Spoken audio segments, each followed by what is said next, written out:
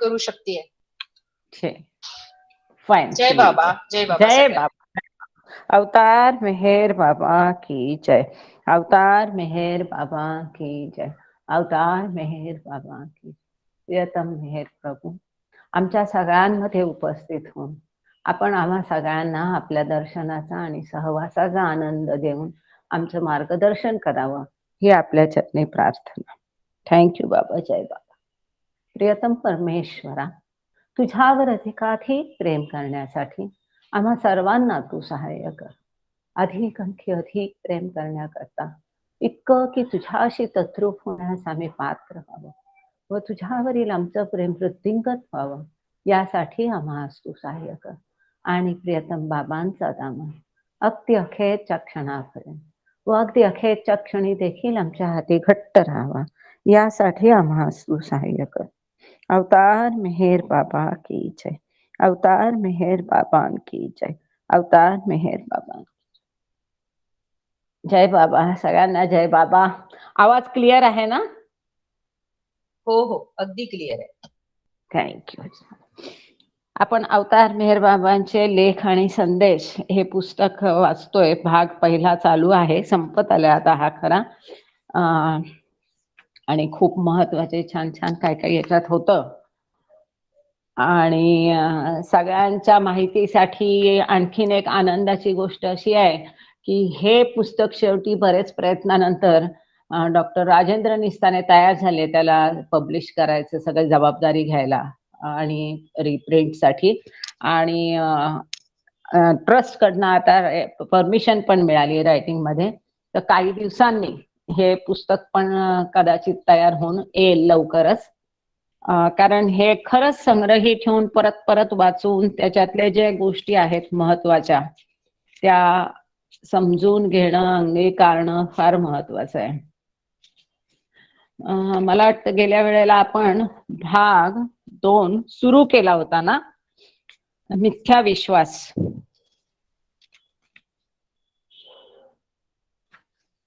Madam एकच request आहे, मी मराठी बोलू नका तर काय तुम्हाला हिंदी मध्ये कर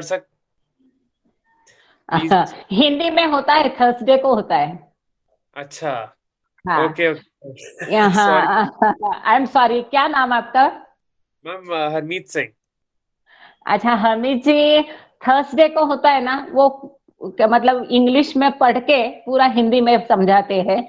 लेकिन इसको क्या है कि पहले से ऐसा ही चल रहा है मराठी में, तो मराठी में ही चल रहा है.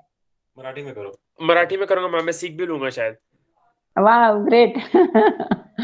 It's a wonderful book. ये 1945 में 46 में ये किताब पब्लिश हुई थी और बाबा के इंस्ट्रक्शन से और बाबा के गाइडेंस से, और बाबा ने वेरीफाई भी इसको किया था.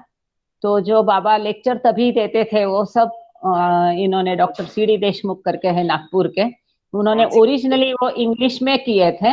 लेकिन मेहर मैसेजेस वगैरह मैगजीन में तभी आते थे. तो उसको बाबा ने सीडी देशमुख ने इसको मराठी में किया है. और ये 2 भाग है इसके. और मिसलेनियस दूसरा एक छोटा है सीरीज, पुष्प पहले वगैरह, उसमें आता है. तो इसको हम कर रहे हैं. और थर्सडे को जो है वो टिफिन लेक्चर भी बहुत इंपॉर्टेंट है. वो बाबा ने 1926 में, वो सबसे पहले वाले लेक्चर है, उसके पहले कोई लेक्चर नहीं दिए गए थे. 1926 में बाबा ने स्लेट प्लेट पर लिख करके वो सारे लेक्चर्स दिए थे, संदेश थे. हाँ, लिख करके. और बाबा ऐसा एक पूरा ढेर रचा रखा था स्लेट्स का. बाबा लिखकर उसको समझाते थे, दूसरा आदमी उसको इंटरप्रेट करता था. उसके इंटरप्रिटेशन में कुछ गलती हो गई तो बाबा उसको सुधार देते थे. फिर ये जो स्लेट है, जो डायरी मेंटेन करता था, वो 30 इयर्स के थे ना बाबा उस टाइम पे? 30 इयर्स के थे जी. 1894 में बाबा का जन्म हुआ है. 1925 में बाबा ने मौन धारण किया और 1926 के वो लेक्चर भी बहुत महत्वपूर्ण है. तो उसको हम, आप ग्रुप में नहीं है तो हम आपको ग्रुप में डाल देंगे. आपको कहाँ से, आपका क्या नाम है, आप एक मैसेज मुझे डाल दीजिए. तो मैं मेरा नाम मेहर कृपा है. 7709195174 नंबर है, तो उसमें I will आप post व्हाट्सएप your में number मैसेज in the डालेंगे chat तो हम box. WhatsApp K Please group share में your वो number in the chat पुस्तक box. की एक पेज हर बार डालते हैं रोज, तो आप उसको पढ़ भी सकते हैं और थर्सडे को ज्वाइन भी कर सकते हैं। लिंक भी आपको मिल जाएगी। ठीक है मैम, थैंक यू। जी ठीक है। Yes ma'am. जय बाबा। जय बाबा। आगे शुरू करते हैं। तो हमने पिछले लेक्चर में माया के ऊपर बाबा ने दिया है। माया हे प्रकरण आहे आणि प्रकरण नंबर 31 आहे, भाग दुसरा, मिथ्या विश्वास। याच्या आधी मिथ्या मूल्य म्हणजे खोटं, झूठा, हे आपण पाहिलं होतं। आता मिथ्या विश्वास म्हणजे जो खरा नाही आहे, असत्य, खोटा विश्वास, त्याच्याबद्दल बाबांनी या प्रकरणामध्ये काय म्हटलंय ते आपण बघूया। बुद्धी ही मायेच्या अधीन असते। ही बुद्धी जी आहे ही मायेच्या अधीन असते, ती स्वतंत्र नाही आहे। मानवी बुद्धी ज्ञानाचे आसन आहे व माया त्या आसनावरच ताबा करून विजय मिळवते, अजेय बनते। ही बुद्धी जी आहे ही बुद्धी ज्ञानाचं आसन आहे।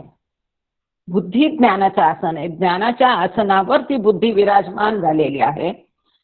आणि माया काय करते, ते आसन आहे तेच डळमळीत करते, त्या आसनावरच ती अजेय बनते।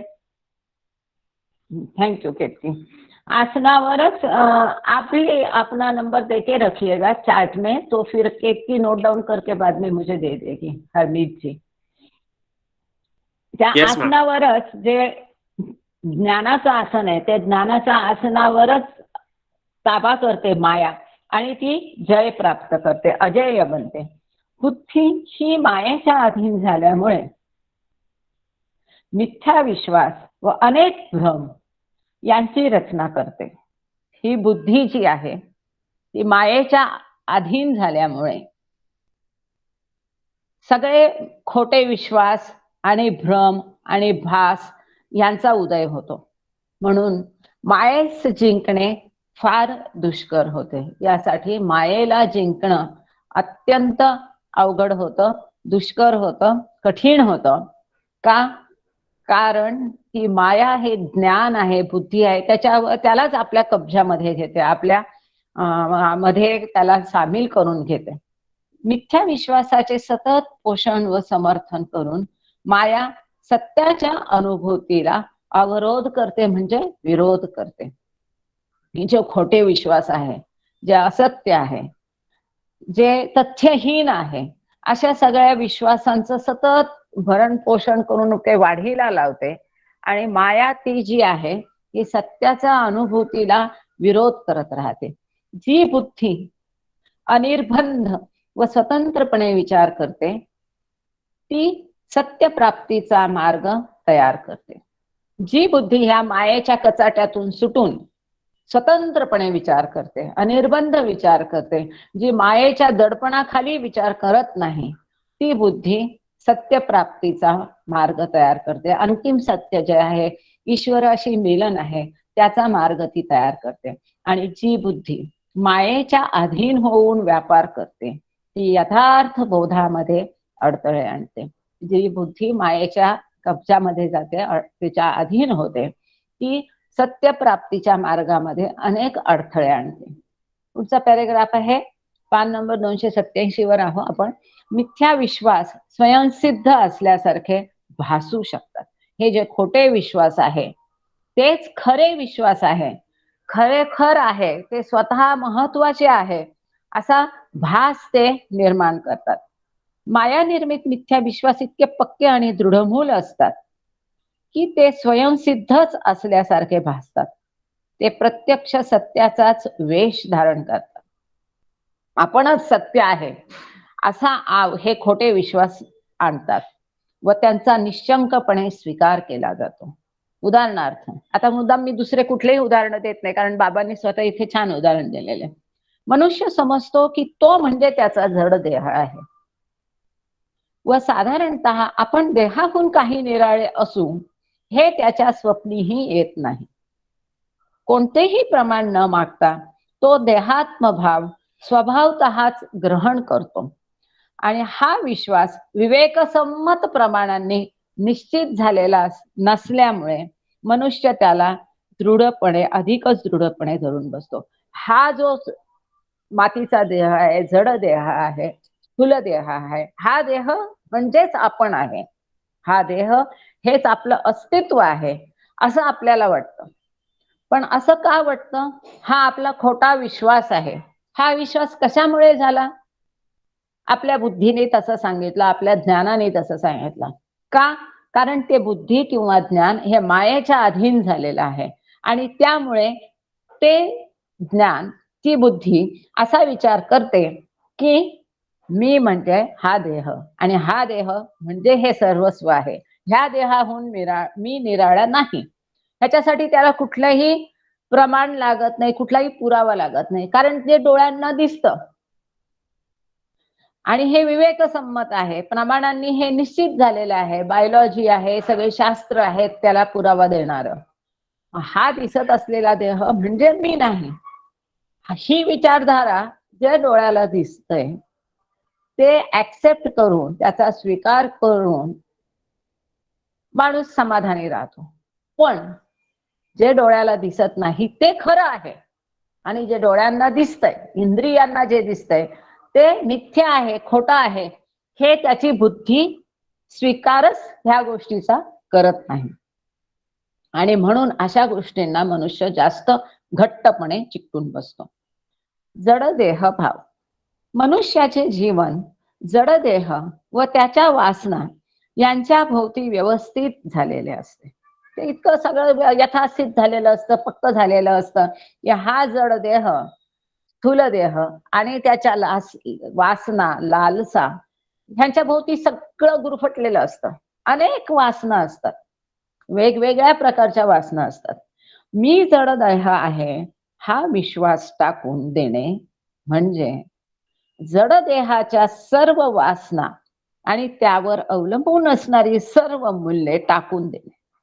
आता मी म्हणजे हा देह नाही असं जर ऍक्सेप्ट करायचं झालं, स्वीकार करायचा झाला, तर ह्या देहाशी संबंधित ज्या काही वासना आहेत, मग ते भूक असो, तहान असो, प्रेम असो, ईर्ष्या असो, सगळं लालसा, सगळ्या इच्छा, आकांक्षा सगळ्या टाकून देणं आहे. आणि सगळी जी काही नीतिमूल्य किंवा इतर जे काही आहे ह्या देहाशी अवलंबून असणारी सगळी मूल्य, नाती गोती हे सगळं टाकून देणं आहे. स्वतःला जडदेहच मानणे ही मनुष्याची जडाविषयीची आसक्ती व वासना यांना पोषक असते. म्हणजे मी हा म्हणजे जडदेह आहे, ह्यामुळे आसक्ती तयार होते त्या देहाविषयी आणि ती त्या वासनांना अधिक दष्टपुष्ट करते, पोषण करते त्यांचं. परंतु मी जडदेहाहून अन्य आहे हा विश्वास त्याने स्वीकारलेल्या आसक्तींना आणि वासनांना विरोधकारक होतो. मी हा जडदेह नाही, त्या जड देहाहून कोणी वेगळा आहे, अन्य आहे, दुसरं काही मी आहे, हा विश्वास जर त्याने स्वीकारला तर ह्या ज्या वासना आहेत त्या जडदेहाशी संबंधित असलेल्या, त्याला चिकटून आलेल्या ज्या काही वासना आहेत, आसक्ती आहे, त्या सगळ्यांना विरोध बनतो. म्हणून मी जडदेह आहे हा विश्वास नैसर्गिक असून ग्रहण करण्यास म्हणजे आत्मसात करण्यास किंवा ऍक्सेप्ट करण्यास, स्वीकार करण्यास सोपा, पण टाकून देण्यास अत्यंत कठीण आहे. का? कारण ते डोळ्या सोपं आहे ना, सोयीचं आहे, आपल्या सोयीचं आहे, डोळ्याला दिसतंय, त्याला सगळ्या वासना, आसक्ती, इच्छा चिकटलेल्या आहेत. त्यामुळे हे स्वाभाविक आहे की मी हा देह आहे हे मानणं हे स्वाभाविक आहे. म्हणून मी हा जड देह नाही हे अमान्य करणं कठीण आहे. ह्या उलट मी जडदेहाहून अन्य आहे हा विश्वास खात्रीलायक प्रमाणांवाचून ग्राह्य होत नाही. तसाच काही ठोस पुरावा मिळाल्याशिवाय मी म्हणजे हा जडदेह नाही हे कोणीच स्वीकार करणार नाही. का नाही करत? कारण त्याचा काही पुरावा आहे का? आपण सांगतो अरे हे जग मिथ्या आहे, दिस इज नथिंग, हे भास आहे, हे स्वप्न आहे, असं बाबा सांगतात. बाबा काय सांगतात, this world is a zero, it's a dream, it's a भास. पण आपल्याला तर दिसतंय. मग ते कसं आपण मान्य करावं? म्हणून ते मान्य केलं जात नाही. कारण बाबा सांगतात, व्हॉट इज देअर बियॉन्ड दिस? अपार चैतन्य म्हणजे काय आहे? काहीच नाही, नथिंग. मग त्या नथिंगनेसला ऍक्सेप्ट करायचं आणि जे डोळ्यांना दिसतंय त्याला ऍक्सेप्ट नाही करायचं, हे सामान्यांना शक्य होत नाही. आणि त्यासाठी जर त्यांना काही कोणी म्हणतं ईश्वर आहे, ते म्हणतात काय पुरावा? काय पुरावा देणार त्यांना? तर त्यांना प्रमाणा वाचून, अशा पुराव्यांवाचून ते स्वीकार करत नाही. तो ग्रहण करण्यास कठीण असून त्याचा प्रतिकार करणे सोपे असते. परंतु असे असूनही जेव्हा मनावरील सर्व जडासक्ती व जड वासना यांचा भार हलका होतो, तेव्हा स्वतः जडदेह असल्याचा त्याचा विश्वास खोटा ठरतो. जेव्हा ह्या जडदेहाशी संबंधित असलेल्या सगळ्या वासना आसक्ती नष्ट होतात, तो भार कमी होतो, संस्कार त्याचे नष्ट व्हायला लागतात, तेव्हा मग हा जडदेह आहे, स्थूल देह आहे. तो देह म्हणजे मी नव्हे. आपले पोफळी काका आहेत नागपूरचे, श्रीराम भाऊ पोफळी, ते इतके बाबांशी एकरूप झालेले आहेत. त्यांना काय दुखलं खुपलं तर मला कुठे दुखतंय म्हणे, हे माझ्या शरीराला दुखतंय. भूक मला नाही लागली, माझ्या शरीराला लागली. हे त्यांची व्यक्ती फार छान उत्तर आहेत, पण ती फार महत्वाची आहेत. हा भाव सतत ठेवला तर ही जी बाकी ज्या राग, लोभ, काम, क्रोध सगळ्या ज्या आहेत षड्रूपांवर विजय मिळणं फार सोपं जाईल. तेव्हा स्वतः जडदेह असल्याचा त्याचा विश्वास खोटा ठरतो आणि स्वतः जडदेहाहून अन्य असल्याचा त्याचा विश्वास सत्य असल्याचे त्याला दिसून येते. आणि ही प्रगती कधी होते? तर आपण बघितलं ईश्वर प्राप्तीच्या सप्तभूमिकांच्या बद्दल ह्या पुस्तकामध्ये आधी रेफरन्स आला होता. ते पहिल्या भूमिकेमध्ये, प्रत्येक भूमिकेमध्ये तो साधक काहीतरी सोडत जातो आणि काहीतरी नवीन घेत जातो. जे आध्यात्मिक दृष्ट्या महत्वाचं आहे ते घेतो आणि जे भौतिक दृष्ट्या फार महत्वाचं असतं पण आध्यात्मिक दृष्ट्या ज्याची अडचण असते, जसं मन, अहंकार, स्थूल देहभाव, हे सगळं तो टाकत जातो. तर पहिल्या अवस्थेमध्ये स्थूल देहभाव तो टाकतो, पण पहिल्या आणि दुसऱ्या भूमिकेमध्ये त्याचा स्थूल आणि सूक्ष्म ह्या दोन्हीच्या त्या पुलावर तो असतो, दोन्ही भाव असतात, पण तो स्थूल भाव त्याचा जायला लागतो आणि दुसऱ्या भूमिकेत तो पूर्ण जातो आणि सूक्ष्म देहाचा भान त्याला यायला लागतं. सूक्ष्म देहाशी तादात्म्य. स्वतः जडदेह असल्याचा मिथ्या विश्वास टाकून देण्यात मनुष्याला यश मिळाले. मिथ्या विश्वास, खोटा विश्वास, स्वतः जडदेह असल्याचा खोटा विश्वास टाकून देण्यात मनुष्याला यश मिळाले तरी, आता त्यांनी स्थूलदेह भाव टाकून दिला, गळला त्याचा, तरी मग आता त्याला काय वाटतं, हा सूक्ष्म देह म्हणजेच मी आहे. म्हणजे दुसरा एक खोटा काहीतरी विश्वास त्याचा बाळावतो. पहिला खोटा विश्वास होता मी जडदेह आहे. पहिल्या भूमिकेत गेल्यानंतर हा विश्वास डळमळून तो दुसऱ्या भूमिकेत पूर्ण गळून गेला. पण आता त्याचा विश्वास काय होतो, मी म्हणजे हा सूक्ष्म देह आहे. स्वतः सूक्ष्म देह असल्याच्या मिथ्या विश्वासास तो बळी पडतो. त्याचे जीवन सूक्ष्म देह व त्याच्या वासना यांच्या भोवती व्यवस्थित होते. आता सगळं काही त्याला इतके दिवस त्याला जड देह, स्थूल देह म्हणजे सगळं काही वाटायचं. आता त्याला सूक्ष्म देह म्हणजेच सर्व काही वाटायला लागतं आणि त्याच्या अनुषंगाने त्याच्या भोवती त्याचं जीवन व्यवस्थित होतं. स्वतः सूक्ष्म देह असल्याचा मिथ्या विश्वास टाकून देणे म्हणजे सूक्ष्म देहाच्या सर्व वासना व त्यावर आधारलेली सर्व मूल्ये टाकून देणे. म्हणून आता मनुष्याला मी सूक्ष्म देह आहे हा विश्वास नैसर्गिक बनून मी सूक्ष्म देहाहून अन्य आहे ह्या विश्वासाला खात्रीलायक प्रमाणाची जरुरी भासते.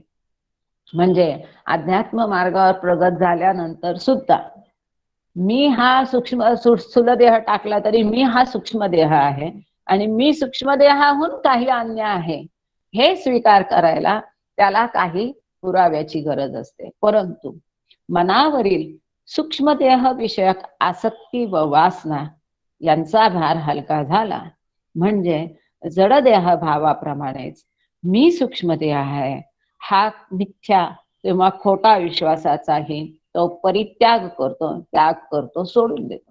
हा जो खोटा विश्वास आहे की मी म्हणजे हा सूक्ष्म देह, जेव्हा त्या सूक्ष्म देहावरचे आसक्ती आणि वासना यांचा भार हलका होतो, तो कशामुळे असतो? तो मायेमुळे असतो. म्हणजे अधिक आणखीन तो मायेवर स्वतः कब्जा करतो. मायेला आपल्यावर कब्जा करू देण्याऐवजी तो स्वतः जेव्हा मायेवर कब्जा करतो आणि त्याद्वारे हळूहळू ज्या आसक्ती आणि वासनांवर विजय मिळायला लागतो तसा, आणि त्यानंतर त्या आसक्ती आणि वासनांचा जो भार आहे, सूक्ष्म देहावर जो भार आहे तो हलका व्हायला लागतो, तसा त्याला कळून चुकतं की मी सूक्ष्म देह आहे हा विश्वासही खोटा आहे. हे सगळे खोटे विश्वास कशामुळे होतात? मायेमुळे होतात. पण हा काही मिथ्या विश्वासाचा अंत नाही. एक मिथ्या विश्वास सोडला, मी म्हणजे जडदेह, आणि दुसरा मिथ्या विश्वास त्याने स्वीकृत केला, तो म्हणजे मी म्हणजे सूक्ष्मदेह. आता मी म्हणजे सूक्ष्मदेह हा खोटा विश्वास त्याने सोडला. आता तिसराच एक खोटा विश्वास त्याने त्याच्या मनात बळावतो. तो काय? सूक्ष्मदेह असल्याचा मिथ्या विश्वास सुटला तरी मनुष्य यापुढे देहभावापासून मुक्त होत नाही. तर आता तो मी मनोदेह किंवा अहमनिष्ठ मन आहे या भ्रमात फसतो.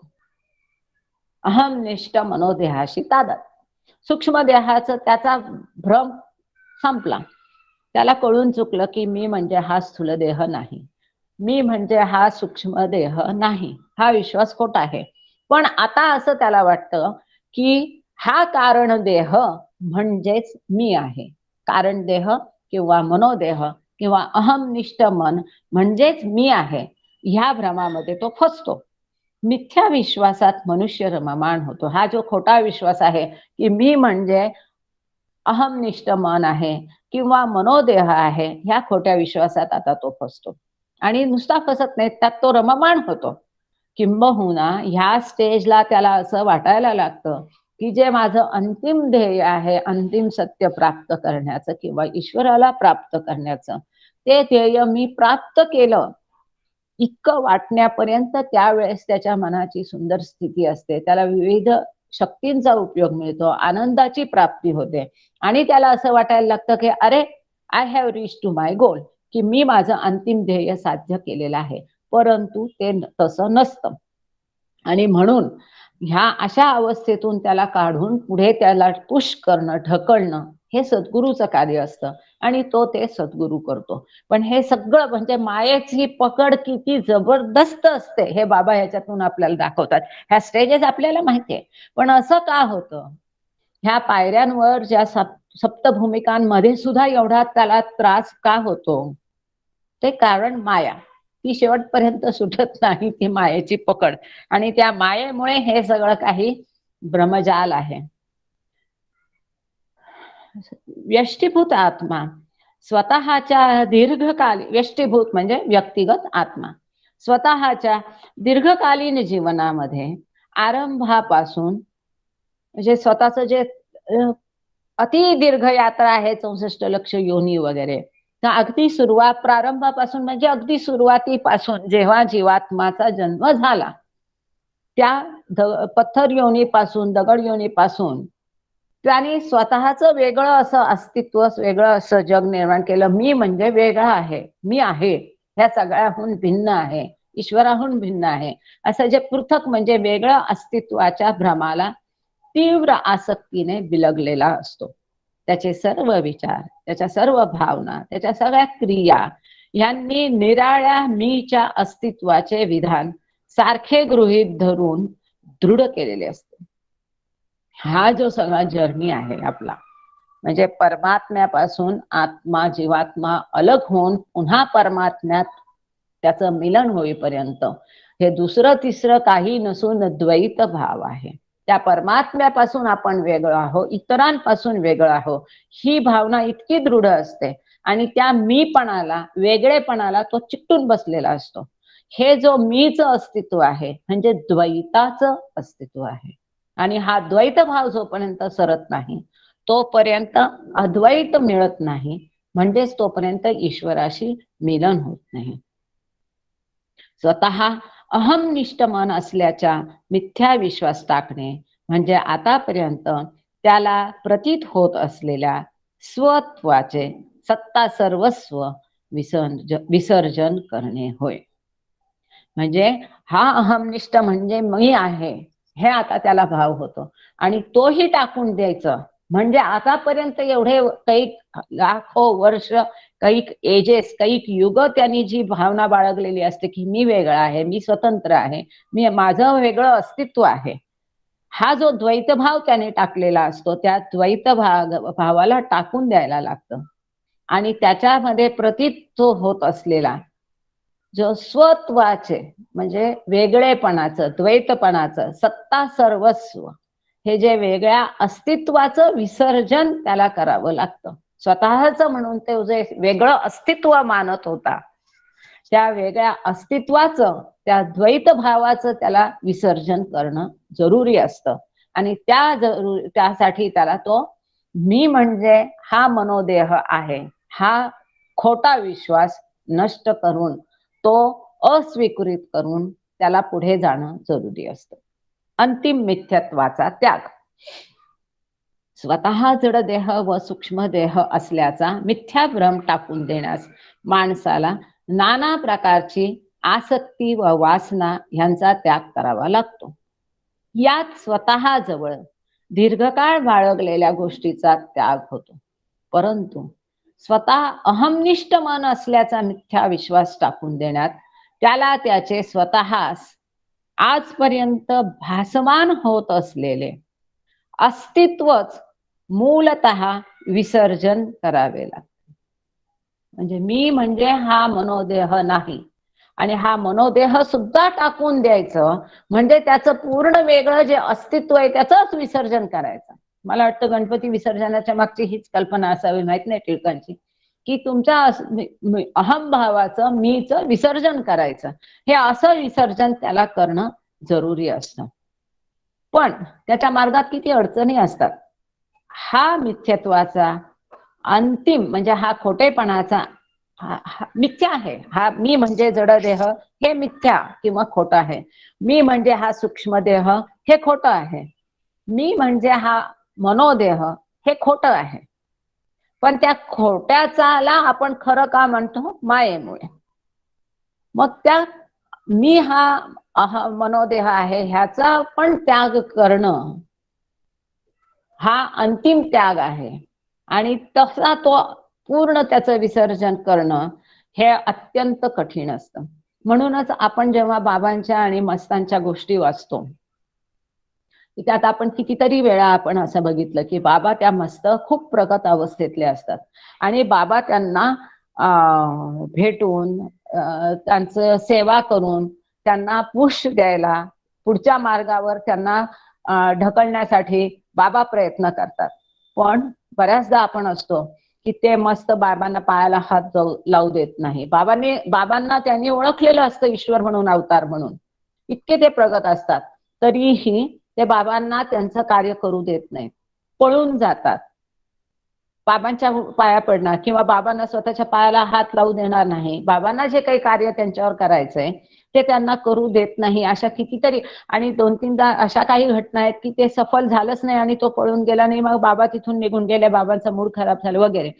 तर हा जो बघितलं ते जर उदाहरण इथे डोळ्यापुढे आणलं म्हणजे त्यांना सगळी जाणीव आहे की हा ईश्वर आहे मी इथे, पण ज्या अवस्थेत ते अडकलेले आहेत ती अवस्थाच त्यांना इतकी प्रिय असते की त्यातनं बाहेर पडणं फार कठीण असतं त्यांच्यासाठी. ती तयार नसतात त्यातनं बाहेर पडायला. पूर्वीच्या निसंशयपणे खरेच भासणाऱ्या मिथ्या विश्वासाप्रमाणे हा भ्रमही अनित्य असतो. हा पण मी मनोदेह आहे हाही खोटा विश्वास आहे, हाही भ्रम आहे. म्हणून बाबा म्हणतात की परमात्मा परमेश्वर God alone is real, all else that seems to be real is illusion, is zero. भास आहे तो संपूर्ण. फक्त परमात्मा हे सत्य स्वरूप आहे. त्याच्याशिवाय इतर जे काही आपल्याला खरं वाटतं ते खरं नाही आहे. ते फक्त झिरो आहे, स्वप्न आहे.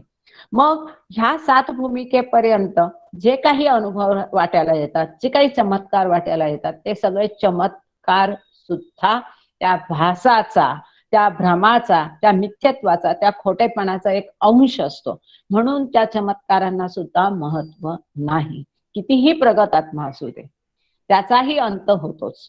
व जेव्हा आत्मा स्वतःच्या निराळ्या अस्तित्वाबद्दलची तृष्णा टाकून देतो, तेव्हाच त्याच्या या भ्रमाचा निराश होतो. त्याची ही तृष्णा आहे, तहान आहे, त्याला आस आहे की मी वेगळा आहे. ही द्वैताची आस जेव्हा तो टाकून देतो, तेव्हाच हा त्याचा जो भ्रम आहे, भास आहे, त्याचा निरस्त होत, नायनाट होतो, तो संपतो. म्हणजेच काय? असत्याचा ऱ्हास म्हणजे सत्याचा उदय. सत्याचा उदय कधी येतो? जेव्हा असत्याचा नायनाट होतो, ऱ्हास होतो. असत्य म्हणजे काय? की भास, जे भ्रम, जे नाही आहे, खरं नाही आहे, त्याला खरं मानणं. म्हणून आपण आधीच्या प्रकरणात बघितलं की मिथ्या मूल्य जे महत्वाचं आहे त्याला महत्व न देता फालतू गोष्टींना, खोट्या गोष्टींना महत्व देणं आणि त्याच मौल्यवान आहेत असं समजणं. हा देह, हे विश्व हे भासमय आहे ही वस्तुस्थिती असताना ती न स्वीकारता ते विश्व आणि हा जड देह हेच सत्य आहे, अंतिम खरं अस्तित्व आहे असं मानणं, हे असत्य आहे. ह्या असत्याचा जेव्हा शेवट होईल तेव्हा सत्याचा उदय होईल. म्हणजे अंतिम सत्य म्हणजे ईश्वर. God is equal to truth, God is equal to knowledge. ईश्वर म्हणजे सत्य आहे, ईश्वर म्हणजे ज्ञान आहे, ईश्वर म्हणजे प्रकाश आहे, ईश्वर म्हणजे अनंत आनंद आहे. त्याच्याशी विलीन होणं म्हणजे तेव्हा जेव्हा होईल ते केव्हा होईल? जेव्हा ह्या असत्याचा, आपण ह्या खोट्या विश्वासाचा त्याग करू तेव्हा त्याचा उदय होईल. जेव्हा आत्मा स्वतःला जड सूक्ष्म देहाहून आणि मनाहून भिन्न म्हणजे वेगळे असल्याचे जाणतो तेव्हा तो स्वतःला अनंत असल्याचे जाणतो. जेव्हा त्याला कळेल की मी म्हणजे हा जड देह नाही, मी म्हणजे हा सूक्ष्म देह नाही, असं जेव्हा त्याला कळेल तेव्हाच त्याला समजेल की मी म्हणजे हा जड देह नाही तर मी अनंत आहे. कारण आत्मा अनंत आहे. पण आत्मा या नात्याने तो काहीही करत नाही. ह्या सगळ्याहून आत्मा निराळा असतो, निर्लेप असतो, निर्विकार असतो, निराकार असतो. आत्मा हा विचार आणि क्रिया यांच्या पलीकडे आहे. जे काही करतं ते तुमचं मन, देह, बुद्धी करतं. आत्मा करत नाही. पण तो आत्मा ह्या मनामध्ये, या बुद्धीमध्ये, ह्या अहंकारामध्ये झाकलेला आहे, लपेटलेला आहे. म्हणून इनडायरेक्टली त्या आत्म्याकडनं हे सगळं केलं जातं. पण आत्मा स्वतः काही करत नाही, तो फक्त आहे. जेव्हा आत्म्याशी मनाचा योग होतो तेव्हा तो विचार करत असल्यासारखे दिसते. जेव्हा त्याचा मनासह सूक्ष्म देहाशी योग होतो तेव्हा तो इच्छा करत असल्यासारखे दिसते. आणि जेव्हा त्याचा या दोहोसह जडदेहाशी योग होतो तेव्हा तो क्रियाशील झाल्यासारखे दिसते. ह्या एवढ्या वाक्यामध्ये सगळ्या भूमिकांवर कसं कार्य होतं टेक्निकल आपण मागे एका प्रकरणात त्यात बघितलं होतं की स्थूल देहामध्ये क्रिया होतात, इंद्रियांद्वारे होतात. सूक्ष्म देहामध्ये इंद्रियांचं बंधन नसतं, फक्त विचाराने कार्य होतं. मनोदेहामध्ये फक्त इच्छेने कार्य होतं. तिथे प्रत्यक्ष त्या गोष्टी कृतीत येत नाही, फक्त इच्छे. म्हणून त्या त्या भूमिकेवर जेव्हा तो सूक्ष्म देहावर असतो तेव्हा फक्त इच्छा करत असल्यासारखं आत्मा असं वाटतं की आत्मा इच्छा व्यक्त करतो. आणि जेव्हा तो आत्मा त्याचा मनाशी योग होतो, संयोग होतो, तेव्हा असं वाटतं की तो आत्माच विचार करतोय. आणि त्या जेव्हा त्याचा ह्या दोन्ही जडदेहाशी योग होतो, आत्म्याचा ह्या जडदेहाशी योग होतो, म्हणजे त्याला वाटतं की मी जडदेह म्हणजे सर्वच आहे, तेव्हा तो आत्मा क्रिया करत असल्यासारखं दिसतं. पण आत्मा स्वतः काही करत नाही. आत्मा काहीतरी करतो हा विश्वास भ्रमात्मक आहे. आत्मा काय करतो हा भ्रम आहे. आत्मा खुर्चीवर बसला आहे हा भ्रम तो जड देहाशी तादात्म्य पावल्यामुळे उत्पन्न होतो. तो आत्मा ह्या जड देहाशी तादात्म्य पावला म्हणून असं वाटतं की आत्मा खुर्चीत बसलेला आहे. खरं खुर्चीत कोण आहे? जड देह बसलेला आहे. आत्मा स्वतः त्याच्याशी तादात्म्य पावल्यामुळे तो तसं आत्म्या खुर्चीत बसला वाटतो, पण आत्मा स्वतः ना खुर्चीत बसलाय ना तो उभा आहे. त्याचप्रमाणे मनुष्याला वाटतं की तो विचार करत आहे, पण वास्तविक मनच विचार करत असते. मन विचार करते आणि देह बसतो, परंतु आत्मा विचारही करत नाही व तो कोणतीही शारीरिक क्रियाही करत नाही. ह्या पॅरेग्राफ मध्ये बाबांनी सांगितलं की आत्मा कुठलीही क्रिया करत नाही, विचार करत नाही, तो विचार आणि क्रिया यांच्या पलीकडे आहे. ह्याच्यावर जर कुणाला काही चर्चा करायची असेल, बोलायचं असेल, विचारायचं असेल तर नक्की विचार करून ठेवा किंवा चॅट मध्ये टाकून ठेवा. पहिल्यांदा आपण हा पॅरेग्राफ संपवूया त्याच्याशी रिलेटेड, कारण पुढे फार महत्वाचं बाबांनी दिले म्हणून. पुढचा पॅरेग्राफ आहे आत्मा क्रियांचा करता आहे हा विश्वास मिथ्या आहे, म्हणजे खोटा आहे. ही गोष्ट अर्थात खरी आहे की केवळ मनच विचार करू शकत नाही व त्याचप्रमाणे केवळ शरीरच कार्य करू शकत नाही. आता नुसतं एक सांगाडा आहे शरीराचा, तो स्वतः एकटा काही कार्य करेल नाही. नुसतं मन आहे, तो एकटं काही कार्य करेल नाही. तिथे त्या सगळ्यांचा संयोग व्हावा लागतो, तेव्हा एखादी क्रिया कृतीत येईल, तेव्हा एखादा विचार तिथे उत्पन्न होईल.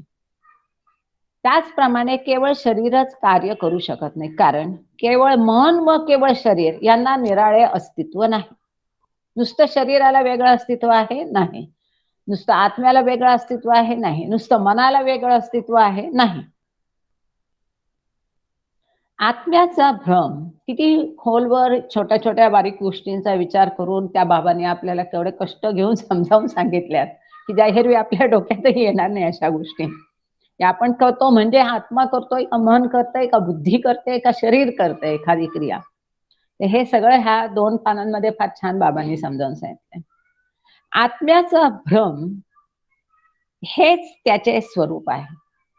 जेव्हा आत्मा त्यांच्याशी तादात्म्य पावतो, शरीराशी, मनाशी आणि मी हा देह आहे ह्या भ्रमाशी, तेव्हाच विचार आणि क्रिया यांचा उद्भव होतो, म्हणजे त्या निर्माण होतात. आत्मा, मन व देह हे सर्व एकत्र घेतले म्हणजे सीमित मी किंवा लिमिटेड मर्यादित मी किंवा क्रियांचा कर्ता बनतो. आत्मा, मन आणि जड देह हे सगळं एकत्र आलं म्हणजे तो वेगळा लिमिटेड आय तयार होतो आणि कुठल्याही क्रियांचा कर्ता बनतो. बोलणं, आता मी बोलतीये, उठणं, बसणं, कुठलीही क्रिया असू दे, त्याचा अर्थ कर्ता कोण बनतो?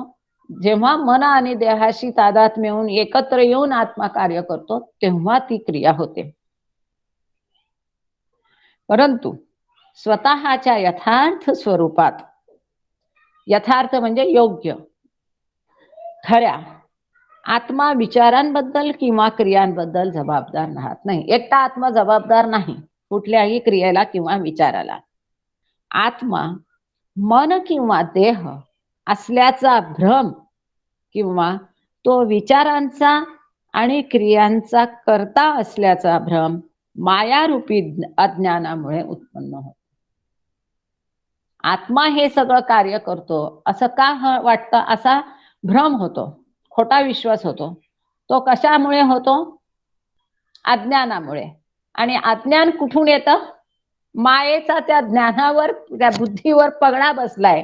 मायेने त्याचं जे आसन आहे, बुद्धीचं आसन, ज्ञानाचं आसन जी बुद्धी आहे त्याच्यावरच तिने पगडा जमावलाय त्या मायेने. म्हणजे माया हा अज्ञान, हे अज्ञान उत्पन्न करते आणि त्या अज्ञानातून हा भ्रम किंवा खोटा विश्वास तयार होतो की आत्मा सगळं काही करतो. जय बाबा.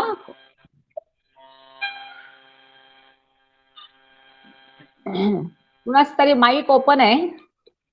प्रश्न उत्तरला आपण एवढं पान झाल्यावर येऊया. कोणाला प्रश्न विचारायचे असतील तर जरा 2 मिनिटं थांबा. तुम्हाला काही प्रश्न विचारायचे आहे का?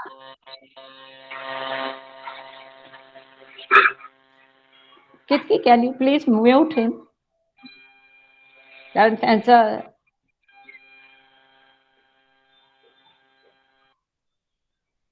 थँक्यू. पुढचा पॅरेग्राफ आहे, आत्मा हा द्वंद्वमय अनुभवाने बाधित आहे हा विश्वास मिथ्या आहे. की जे द्वंद्व किंवा द्वैताचं द्वंद्व, आपण मागच्या एका प्रकरणात वेगवेगळ्या प्रकारचं द्वंद्व बघितलं, गरीब श्रीमंत, स्त्री पुरुष, मी तू, सगळ्या प्रकारचं द्वंद्व जे काही आहे, हा द्वंद्वाचा अनुभव आहे. त्यांनी हा आत्मा बाधित झालेला आहे, बांधलेला आहे, हा विश्वास खोटा आहे. त्याचप्रमाणे आत्मा जीवनातील सुखदुःखांचा किंवा इतर द्वंद्वांचा अनुभव घेतो ही कल्पना ही खोटी आहे. जे काही आपण अनुभवतो, सुख दुःख यातना आनंद, त्या सगळ्यांच्या पार आत्मा आहे. ते जे काही यातना होतात त्या शरीराला होतात, मनाला होतात, बुद्धीला होतात, आत्म्याला होत नाही. आत्मा ह्या सगळ्या द्वंद्वांच्या पलीकडे आहे, त्याला या यातना होत नाही. तो अनुभव, ह्या द्वंद्वांचा अनुभव आत्मा घेत नाही. ही कल्पना खोटी आहे. की आत्मा हे द्वंद्व सगळं अनुभवतो, ही कल्पना खोटी आहे. कारण आत्मा त्या द्वंद्वांच्या पार आहे, पलीकडे आहे. आत्मा जीवनातील द्वंद्वांच्या पलीकडे आहे, परंतु तो स्वतःला द्वंद्वातीत असल्याचे जाणत नाही. तो ह्या सगळ्या द्वंद्वांच्या पलीकडे आहे, पण त्याला माहित नाही की मी या द्वंद्वांच्या पार आहे. व मनाशी आणि देहाशी युक्त पाहून द्वंद्वमय अनुभव स्वतःवर ओढवून घेतो. खरं तर आत्मा कसा आहे? निराकार आहे, या सगळ्याच्या पार आहे, द्वंद्वातीत आहे. परंतु तो काय करतो? हे जो जड देह आहे, हा जड देह मन आणि बुद्धी यांच्याशी एकरूप होऊन जातो. तो वेडा आत्मा समजतो की हा देह म्हणजेच मी आहे, आणि असा त्याच्याशी त्याचं ऐक्य पावल्यामुळे हे जे सगळे प्रसंग सुख दुःखाचे तो स्वतःवर ओढवून घेतो. मनाशी व देहाशी तादात्म्य पावणारा आत्माच सुख दुःखाचे ग्रहण करतो. जो आत्मा मनाशी आणि देहाशी एकरूप झालाय त्या आत्म्यालाच हे सगळं दुःख वगैरे व्याधी होतात. म्हणून आत्म्याच्या अनुभवास येणारी सर्व सुख दुःखे अज्ञानमूलक आहे. त्या अज्ञानातून जन्म झालेला हे सुख दुःख जे आहे, आत्म्याच्या वाटेला जे काही सुख दुःख आले ते अज्ञानातून जन्म घेतलेलं सुख दुःख आहे. जेव्हा मनुष्य स्वतःला सर्व जगात अधिक सुखी समजतो तेव्हा तो त्याचा मायारूपी अज्ञानाने निर्माण केलेला भ्रम असतो. मी सुखात आहे किंवा मी दुःखात आहे असा कोणताही आपल्याला विचार येणं, अनुभव येणं म्हणजे हा एक भास आहे, भ्रम आहे. आणि तो कशातून उत्पन्न झाला? अज्ञानाने. आणि अज्ञान कोणी, अज्ञानाचं कारण करता कोण आहे? ही सगळी करणी मायेची आहे. त्या मायाने अज्ञान निर्माण केलं आणि ह्या मायेने केलेल्या अज्ञानामुळे हा भ्रम निर्माण झाला. तो स्वतः वस्तुतः दुःखी नसतो, पण मन आणि देहाशी संमिश्रित झाल्यामुळे स्वतःला दुःखी मानतो. तो आत्मा स्वतः दुःखी असतो का? नाही, पण मनाशी आणि देहाशी तादात्म्य पावल्यामुळे त्याला वाटतं की मी दुःखी आहे. आत्म्याला सोडून केवळ मनच किंवा केवळ देहच द्वंद्वमय अनुभव घेऊ शकत नाही, हे तर खरेच आहे.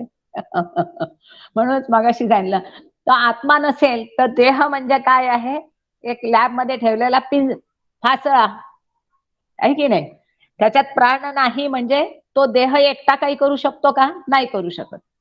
म्हणजे जर आत्मा नसेल तर नुसतं मन किंवा नुसतं देह काही करू शकत नाही. म्हणजे आत्मा असणं जरुरी आहे.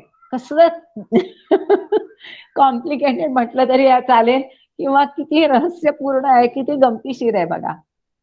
जे काही करतं तो आत्मा करत नाही, पण मन आणि देहाशी तो एकरूप झाल्यामुळे करतो. मग मन आणि देह एकटे काही करू शकतात? अजिबात नाही.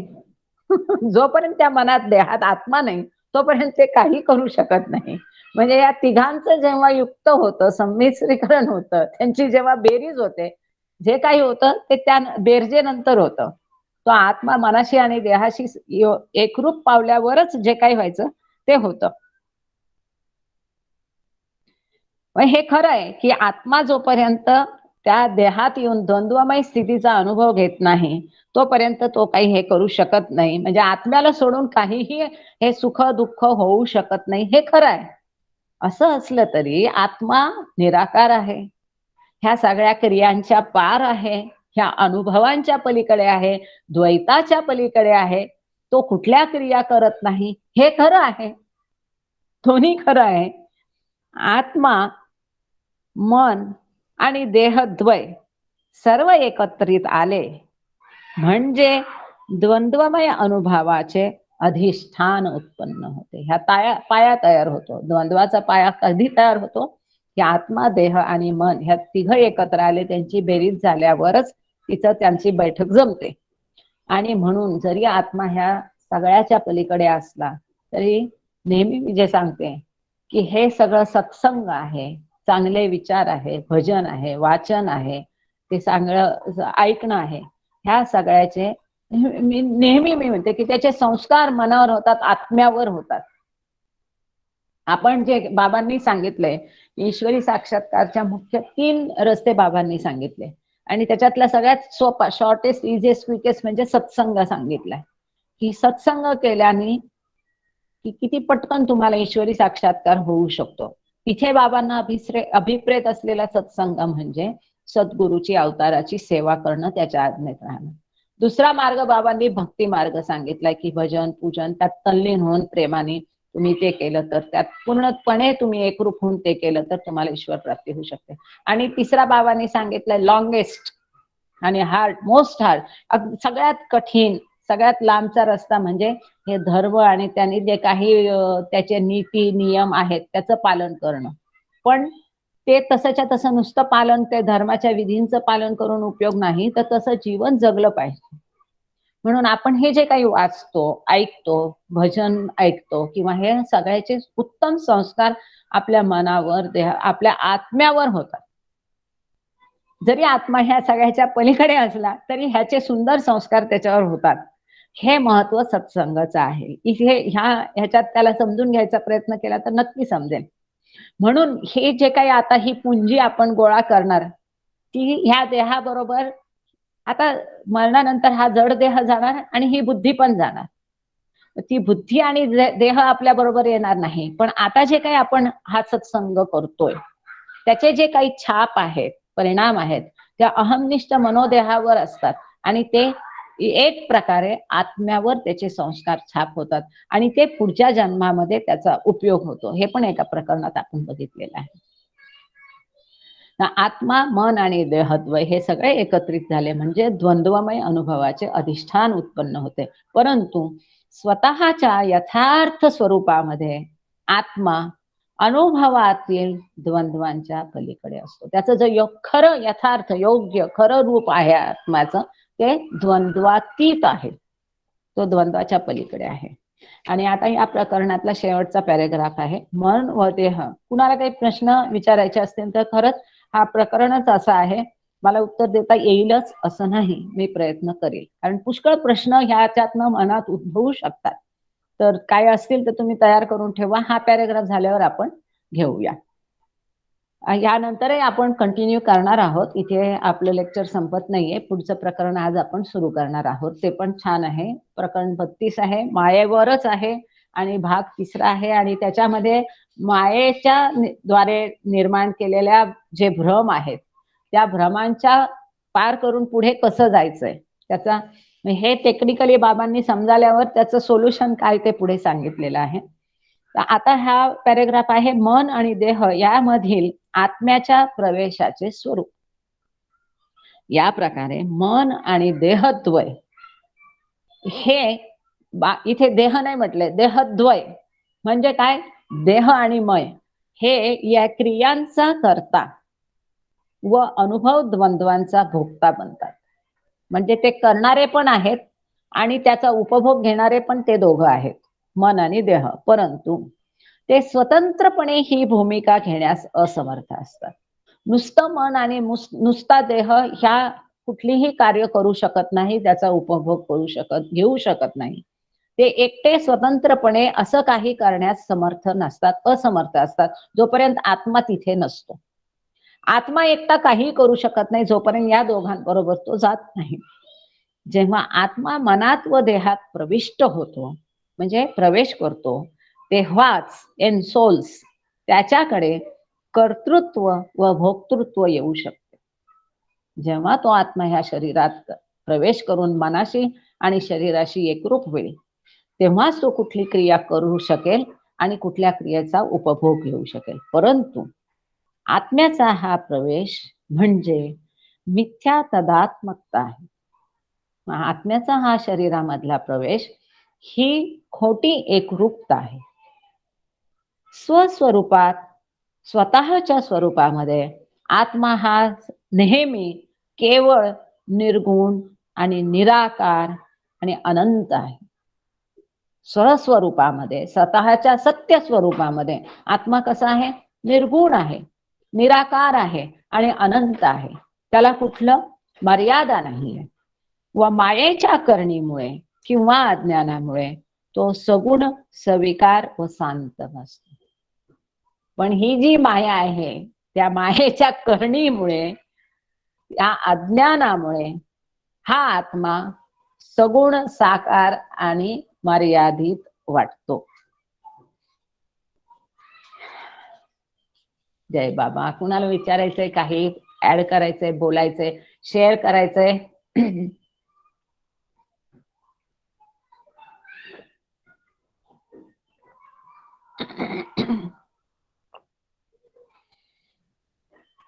काही प्रश्न आहेत?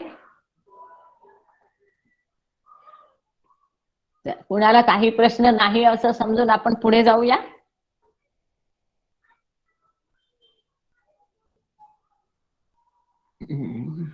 ठीक आहे. पुढचं प्रकरण आहे मायाजनित भ्रमांच्या पार जाणे. मायाने उत्पन्न केलेला, मायेतून जन्मलेल्या, मायाजनित म्हणजे मायेतून जन्मलेल्या भ्रमांच्या पुढे जाणे. मिथ्यात्व ओळखणे म्हणजे जे खोटेपणा आहे, खोटे भ्रम आहे, जे असत्य आहे, जे सत्य नाही आहे, ते ओळखणं. मायाग्रस्त मनुष्य अज्ञान मोहामुळे ज्या नाना मिथ्या भ्रमांमध्ये फसतो, ते भ्रम असंख्य आहे. परत एकदा सोपं करून वाक्य परत वाचते. मायाग्रस्त मनुष्य, दुष्काळग्रस्त वगैरे, तसा मायाग्रस्त म्हणजे मायेने ग्रासलेला मनुष्य ह्या अज्ञानाच्या मोहामुळे वेगवेगळ्या खोट्या समजांमध्ये फसतो आणि ते खोटे समज जे आहेत ते असंख्य आहेत. परंतु प्रारंभीपासूनच सर्व भ्रमांवर अपुरेपणा व सारहीनता यांचा शिक्का बसतो. पण सुरुवातीपासूनच हे सगळे जे भ्रम आहे ते अपुरे आहेत, पूर्ण नाही, परिपूर्ण नाही, इनसफिशियंट आहेत आणि सारहीन आहेत, म्हणजे त्यात काही अर्थ नाही, अर्थहीन आहे, असा त्यांच्यावर शिक्का बसलेला असतो. कधी ना कधी त्यांचा खोटेपणा ओळखला जातो. म्हणजे जसं आध्यात्मिक मार्गावर प्रगत होत जाईल तसं तसं हा देह म्हणजे मी आहे हा खोटेपणा उघड होतो. मग जसा स्थूल देह गेला पहिल्या दुसऱ्या भूमिकेत, मग सूक्ष्म देह हा म्हणजे मी नाही हा खोटेपणा उघड होतो. असं कधी ना कधी तो जो मिथ्या विश्वास असतो तो ढळला जातो.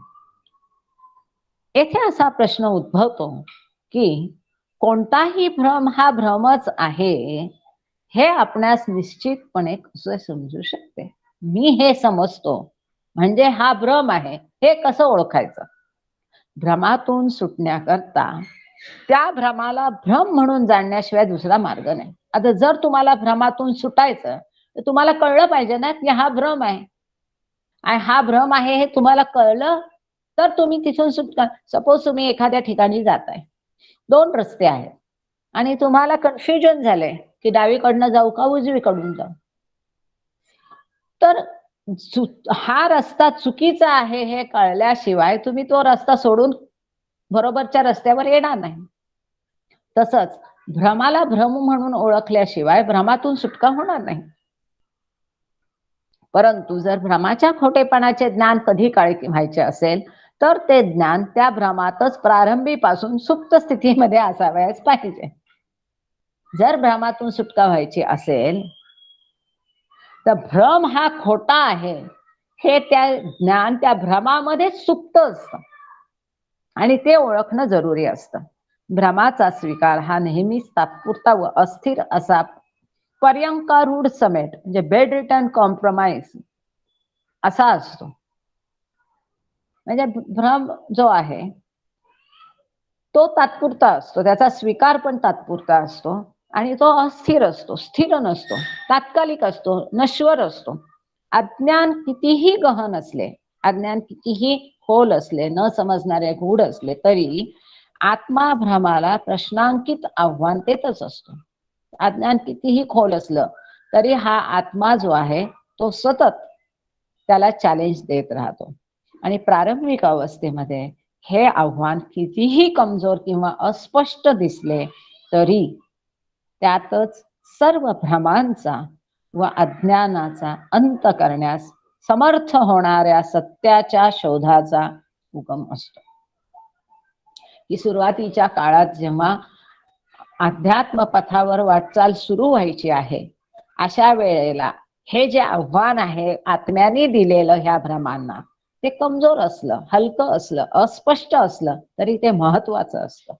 कारण शेवटी जो अंतिम सत्याचा उदय होणार असतो त्या उदयाचा आणि ह्या अज्ञानाचा अंत करण्याचं सामर्थ्य ते जे वीक किंवा कमजोर आणि अस्पष्ट असे जे सुरुवातीचे चॅलेंजेस आत्म्याने भ्रमाला दिलेले आहे त्या चॅलेंजेस मध्ये असतात.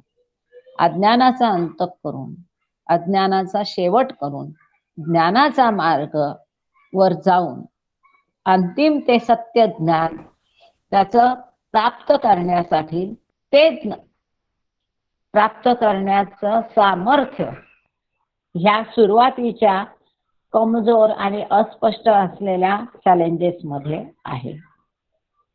भ्रमामध्ये शंका आणि भय असतातच. भ्रमाचा स्वीकार करण्यामध्ये सतत वर्धनशील अस्थिरता, घोर संदेह आणि अस्पष्ट भीती असते.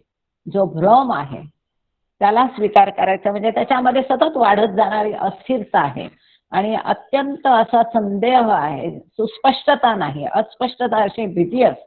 उदाहरणार्थ जेव्हा मनुष्य स्वतःला किंवा इतरांना स्थूल देहच मानतो तेव्हा तो हा विश्वास पूर्णपणे ग्रहण करू शकत नाही. का? कारण ह्या भ्रमाचा स्वीकार करण्यामध्ये मृत्यूचे भय, मृत्यूची भीती आणि इतर लोक स्वतःपासून दुरावण्याची, दूर जाण्याची भीती यांचा समावेश असतो.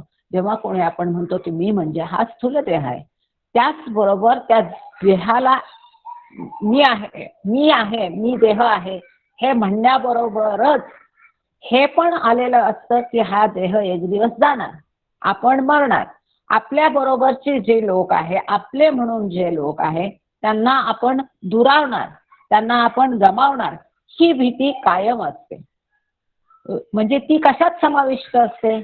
मी हा देह आहे, मी म्हणजे हा देह, ह्या भ्रमामध्ये ही भीती समाविष्ट असते. म्हणजे प्रत्येक भ्रमामध्ये त्याचं निराकरण करण्याचं जे समाविष्ट ज्ञान आहे ते असतं. ते ओळखायला शिकलं पाहिजे.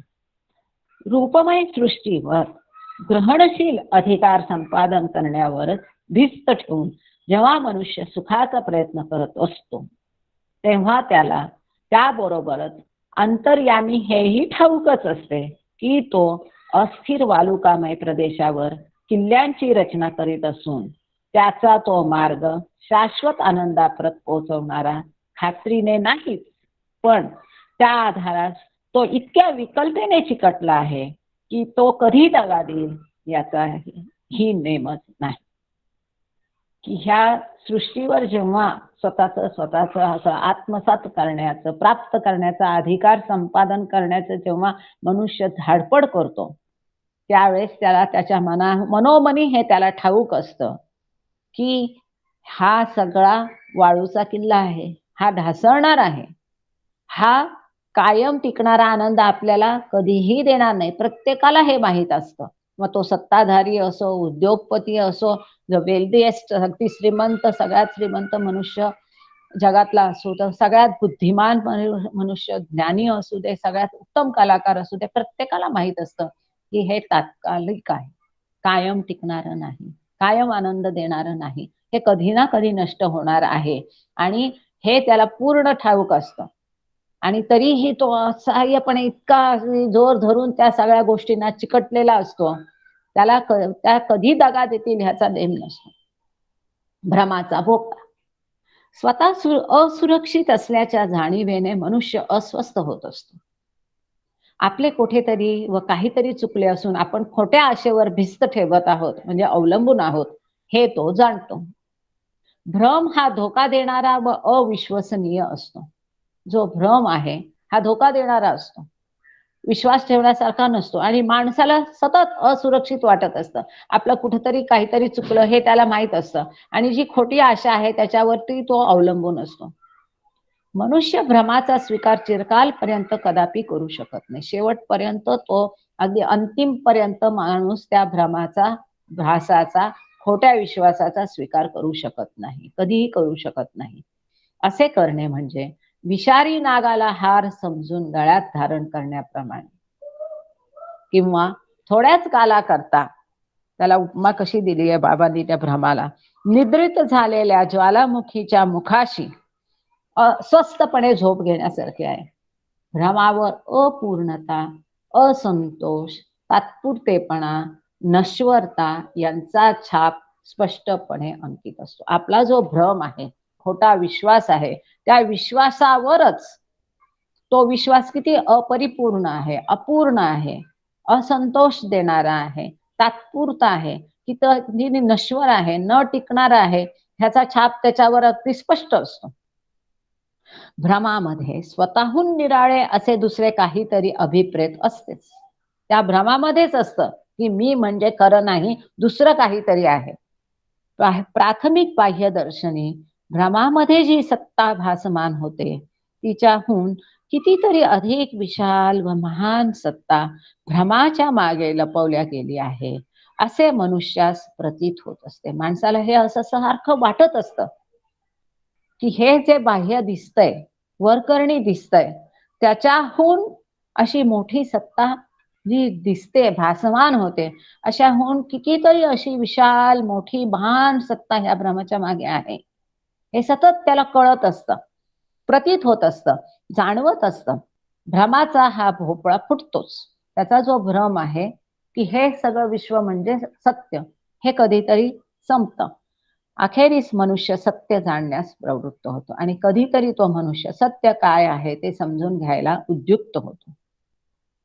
दोन प्रकारचे मिथ्या विश्वास म्हणजे खोटे विश्वास. खोटे विश्वास दोन प्रकारचे आहे. ते कसे, कोणते दोन प्रकारचे खोटे विश्वास आहे ते आपण बघूया.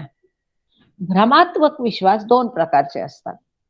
अव्यवस्थित आणि शिथिल विचारामुळे उत्पन्न होणारे मिथ्या विश्वास, ते खोटे विश्वास. जे अव्यवस्थित विचार आहे, काही व्यवस्थित त्या विचारांना दिशा नाहीये, अशा दिशाहीन विचारांमुळे निर्माण होणारे खोटे विश्वास. आणि दुसरे म्हणजे दूषित विचारामुळे उत्पन्न होणारे मिथ्या विश्वास, की जो विचार दूषित आहे, विचारच बेसिकली दूषित आहे, तोच फॉल्टी आहे, आणि अशा चुकीच्या विश्वासामुळे निर्माण होणारे चुकीचे विश्वास. दूषित विचारच दूषित आहे, त्यांचं प्रवृत्तीच दूषित आहे, ते कठीण. आपल्या सेशन मध्ये भरपूर रथी महारथी आहेत. माझी विनंती आहे त्यांना सगळ्यांना की ह्याची उदाहरणं तुम्ही मनात योजून ठेवा आणि सांगा प्लीज. आयदर चॅट मध्ये सांगा किंवा बोलून सांगा की दोन प्रकारचे विश्वास आहेत. भ्रमात्मक विश्वास दोन आहेत, जे चुकीच्या दिशेने केलेल्या विचारांमुळे उत्पन्न झालेले, दिशाहीन विचारांमुळे झालेले चुकीचे विश्वास. आणि दुसरे विश्वास म्हणजे जे दूषित विचारांमुळे, विचारच बेसिकली दूषित आहेत, त्यामुळे झालेले, निर्माण झालेले विश्वास. दूषित विचारामुळे उत्पन्न होणाऱ्या मिथ्या विश्वासापेक्षा अव्यवस्थित दिशाहीन विचारामुळे उत्पन्न होणारे मिथ्या विश्वास कमी हानिकारक असतात. की दिशाहीन विचारामुळे जे खोटे विश्वास तयार झाले ते फार हानिकारक नसतात, पण जे दूषित विचारांमुळे विश्वास तयार झालेले आहेत, उदाहरण सांगायचं तर मला वाटतं हे काळा जादू वगैरे करणार आहे ते अत्यंत हानिकारक. पण दिशाहीन विचारामुळे एकदा ह्या देवस्थानला गेला, एकदा त्या गुरुकडे गेला, एकदा त्या गुरुकडे गेला, हे पहिल्या प्रकारचं उदाहरण असू शकतो. बुद्धी चालवण्यात चूक झाली म्हणजे केवळ बुद्धिनिष्ठ म्हणजे प्युअरली इंटेलेक्च्युअल असत्य उत्पन्न होतात. म्हणजे बुद्धी चालवण्यातच चूक झाली, विचार करण्यात चूक झाली, चुकीचा विचार केला, दिशाहीन विचार केला, शिथिल विचार केला, तर जे बुद्धिनिष्ठ असे असत्य उत्पन्न होतात. परंतु मनुष्यास अंध बनवणाऱ्या व अविवेकशील वासनांच्या व्यापारामुळे बुद्धी भ्रष्ट आणि विकृत झाल्यास अध्यात्मदृष्ट्या घातक असणारे भ्रम निर्माण होतात. जिथे बुद्धी त्याची विकृत बनते, अंध बनते, अंधविश्वास, असे विश्वास जे आहे जे विवेकशील नाही, अविवेकशील वासनांच्या व्यापारामुळे बुद्धी भ्रष्ट होते आणि विकृत झालेल्या बुद्धीमुळे जे विचार तयार होतात, जे विश्वास तयार होतात, ते अत्यंत हानिकारक असतात आणि अध्यात्मदृष्ट्या घातक असे भ्रम ते निर्माण करतात. की जसं सांगितलं की भोंदू बाबाच्या कोणी नादाला लागलं, तो भोंदू बाबा इटसेल्फ इज अ बुद्धिभ्रष्ट किंवा विकृत म्हणता येईल. आणि त्यांनी तयार केलेलं किंवा शिकवणारा काळा जादू वगैरे प्रकार, हे मला दुसऱ्या प्रकारातलं उदाहरण द्यावंसं वाटतं. किंवा लाचलुचपत, भ्रष्टाचार, गैरप्रकार, गैरव्यापार, इथे काय त्यांची ते बुद्धिवान असतात पण त्या बुद्धीचा ते दुरुपयोग करतात आणि बुद्धी भ्रष्ट झालेली असते, विकृत झालेली असते. अशा त्यातनं जे तयार होतात त्या गोष्टी. आणि पहिला प्रकार म्हणजे काय, त्याला विवेकशील नाही, विवेकशील विचार केला नाही. नोकरी त्याने मिळवायची, त्या नोकरीसाठी त्याने लाच दिली, तर हा अविवेकशील कृतीतून झालेला मिथ्या विश्वास असं त्याला म्हणता येईल. म्हणजे अध्यात्मदृष्ट्या जर सांगायचं तर बुवाबाजी, देव, नवस, सायास, हे सगळे म्हणजे विवेकहीन केलेले विचारातून निर्माण झालेले मिथ्या विश्वास. ह्या दोन प्रकारच्या भ्रमातील अजूनही कुणाला छान याचं उदाहरण देता आलं तर प्लीज द्या, तशी रिक्वेस्ट आहे माझी. आपल्या ग्रुपमध्ये खूप छान छान सगळे असतात लोक, तर त्यांनी कृपया ह्याच्यातलं की दोन प्रकारचे बाबांनी खोटे विश्वास सांगितले, खोट्या विश्वासाचे दोन प्रकार सांगितले. एक तो विश्वास जो विवेकहीन, बुद्धिहीन, शिथिल विचारांमुळे केलेला असतो, जो फार हानिकारक नसतो. तो दुसरा आहे की तो दूषित विचार किंवा विकृत किंवा भ्रष्ट बुद्धीद्वारा जो विचार केला जातो त्यातनं जे विश्वास उत्पन्न होतात त्या प्रकारचे विश्वास. याचं उदाहरण प्लीज माझी विनंती आहे की कुणाला देता येत असेल तर जरूर द्या. या दोन प्रकारच्या भ्रमातील फरक बाबांनी आणखीन पण याच्यावर पुढे पुष्कळ एलॅबोरेट केलेले आहे. शरीर व्यापार विषयक दृष्टांताने स्पष्ट होईल. आता बाबांनी स्वतःच हे दोन्ही विश्वास कसे असतात ते एक बायोलॉजीच्या उदाहरणाने पुढे बाबांनी स्पष्ट केलेलं आहे. शरीराच्या महत्वाच्या अवयवांच्या बाबतीतला काही व्याधी व्यापार विषयक असतात. शरीराचे जे अवयव आहेत त्याचे जे काही आजार आहेत, व्याधी आहेत, तर काही कशा असतात, फंक्शनल असतात आणि काही कशा उपजत असतात. म्हणजे आता की हार्ट आहे ते तुमचं कार्य करतं, पण मेद वाढला, शुगर वाढली, तर गुठळ्याहून त्याचं कार्य किंवा स्थूलतेमुळे त्याचं कार्य वर परिणाम होणं, हा म्हणजे पहिल्या प्रकारचा विश्वासाचं उदाहरण. आणि उपजतच समजा त्या हृदयाला झडप नाहीये, त्याला होल आहे, त्यात छिद्र आहे, हे म्हणजे दुसऱ्या प्रकारचं उदाहरण की जिथे दूषितच आहे, ते ओरिजिनली डिफेक्टिव्ह आहे. काही व्याधी अंगरचना विषयक स्ट्रक्चरल असतात. शरीराचा, ह्या पॅरेग्राफचं नाव आहे अंगरचना विषयक व अंग व्यापार विषयक व्याधी. शरीराचा महत्वाचा अवयव व्यवस्थितपणे कार्य करत असला म्हणजे व्यापार विषयक व्याधी उत्पन्न शरीराचा महत्वाचा अवयव अव्यवस्थितपणे कार्य करत असला म्हणजे व्यापार विषयक व्याधी उत्पन्न होतात. म्हणजे जर तो अवयव नीट कार्य करत नसेल, अव्यवस्थित कार्य करत असेल तर ती फंक्शनल व्याधी झाली. म्हणजे पहिल्या प्रकारचा अविश्वास की जो दूषित विचारांमुळे उत्पन्न झालेला अव्यवस्थित किंवा शिथिल विचारामुळे उत्पन्न झालेला अविश्वास. तर अशा प्रकारे एखादा अवयव जो व्यवस्थित कार्य करत नसेल, उदाहरण म्हणजे समजा पोट बिघडणं, अशा सर्व बाबतीत अवयवाच्या अंगरचनेमध्ये कोणताही फारसा बिघाड झालेला नसतो. त्या अवयवाची जी रचना आहे त्याच्यात फार बिघाड झालेला नसतो, फक्त त्याचं कार्य पद्धती थोडी गडबड झालेली असते, म्हणून तो आजार निर्माण होतो. परंतु तो अवयव केवळ मंद किंवा अनियमित बनला असतो. तो काय बनलेला असतो, त्याचं कार्य अफेक्ट झालेलं असतं, परिणाम झालेला असतो कार्यावर, केवळ ते कार्य मंदावलेलं असतं किंवा अनियमित झालेलं असतं. त्याला निर्दोष कार्य करण्याकरता किंचित उत्तेजन किंवा थोडीशी दुरुस्ती यांची फक्त आवश्यकता असते. किंवा दुसरं उदाहरण म्हणजे जसं आर्थरायटिस आहे, ज्याला काय म्हणतो आपण आर्थरायटिस, तर तो हाडांचा आजार. पण समजा ज्याला पोलिओ झाला म्हणजे तो उपजत आहे त्याच्यामध्ये ती व्याधी. आर्थरायटिस ही नंतर फंक्शनल व्याधी झाली. अंगरचना विषयक व्याधीत महत्वाच्या अवयवाच्या घटनेमध्ये किंवा रचनेमध्ये विकृती झाल्यामुळे रोग होतो. पण जी अंगरचना विषयक व्याधी आहे जी स्ट्रक्चरल आहे, की जिथे इथे दुसऱ्या प्रकारचा मिथ्या विश्वास म्हणजे दूषित विचारामुळे उत्पन्न होणारे मिथ्या विश्वास ज्याला म्हटलेला आहे, त्याच्यामध्ये काय असतं की ती जो शरीराचा अवयव असतो तो घडतानाच त्याच्यामध्ये विकृती निर्माण झाल्यामुळे तो रोग होतो. की जसं सांगितलं की बाय बर्थ समजा एखाद्याची किडनी डायप्लॅस्टिक असते. म्हणजे काय, किडनीचं कार्य काय आहे की सगळं ती चाळणी असते, त्याच्यातनं सगळं दूषित बाजूला फेकायचं. त्या रक्तातलं किंवा शरीरातलं जे घाण आहे, कचरा आहे, तो समजा आपण चहा कसा गळतो, त्याच्यामध्ये चहापत्ती वर राहते, अर्क खाली उतरतो, हे कार्य किडनीचं आहे. आता त्यामुळे त्या किडनीमध्ये एक चाळणी सारखं असतं. आता त्या चाळणीमध्ये घाण कचरा राहून ते सगळं बाहेर फेकलं जातं. पण ती चाळणीच डिफेक्टिव्ह असेल म्हणजे चाळणी नाहीच आहे, तिथे त्याला होलच नाही, म्हणजे डायप्लास्टिक किडनी. हा कसा रचनेमध्ये ती विकृती आलेली आहे, त्याच्या कार्यात विकृती नाहीये, ओरिजिनली रचनेमध्ये विकृती आलेली आहे.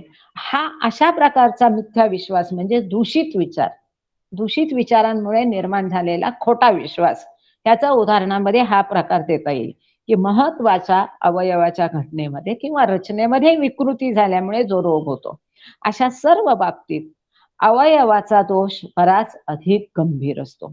एकतर त्या अवयवास इजा झाली असते किंवा एखादा विशिष्ट बाह्य घटक त्या अवयवात आल्यामुळे तो बेफाम झाला असतो. आता यांनी इथे प्लीहा म्हटलंय. आता प्लीहा 1-2 मिनिट वेळ द्या, डिस्कोर्सेस मध्ये एकदा बघून घ्यायला पाहिजे की इंग्लिश शब्द नक्की काय. प्लीहा म्हणजे स्प्लीन. तर यांनी प्लीहेचं इथं उदाहरण दिलंय की प्लीहा मंदावली तर तो रोग व्यापार विषयक असतो. इथे मी असं म्हणेल की समजा जठर आहे किंवा गाल ब्लॅडर म्हणूया आपण. गाल ब्लॅडरला काय म्हणतात, गाल ब्लॅडरला काय म्हणतात, कुणाला सांगता येईल का इकडे? पित्ताशय. हा, छापस, थँक्यू. हा, जे पित्ताशय आहे समजा, आता त्या पित्ताशयाचा कार्य मंदावलं, त्याच्यामध्ये खडे झाले, पित्ताचे खडे झाले, तर हा कसा फंक्शनल कार्य झालं, त्याचं फंक्शनल इफेक्ट झाला. म्हणजे जो 2 विश्वासाचे मिथ्या विश्वासाचे बाबांनी प्रकार सांगितले, त्यातला पहिला जो आहे की अव्यवस्थित किंवा शिथिल विचारामुळे, म्हणजे इथं पित्ताशयाचं कार्य अफेक्ट का झालं, कारण त्या पित्ताशयात खडे झाले म्हणून ते झालेलं आहे. इथे त्यांनी सांगितलं हा म्हणजे कसा व्यापार विषयक रोग किंवा फंक्शनल रोग झाला.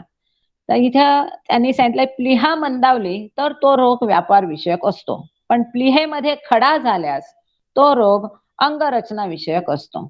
दोनही प्रकारच्या रोगावर इलाज असतात, परंतु अंगरचनात्मक व्याधीपेक्षा अंग व्यापार विषयक व्याधी कितीतरी अधिक सुलभतेने दुरुस्त होऊ शकतात. जे स्ट्रक्चरल बाय बर्थ उपजतच जी व्याधी असते ती सहसा दूर होत नाही, फार कठीण असतं, त्रासदायक असतं, किंबहुना कधी कधी ती दुरुस्त होत पण नाही. पण नंतर त्याचा कार्यपद्धतीमध्ये अडथळा येऊन जर तो अवयव त्रास देत असेल तर तो दुरुस्त करणं तुलनेने सोपं असतं.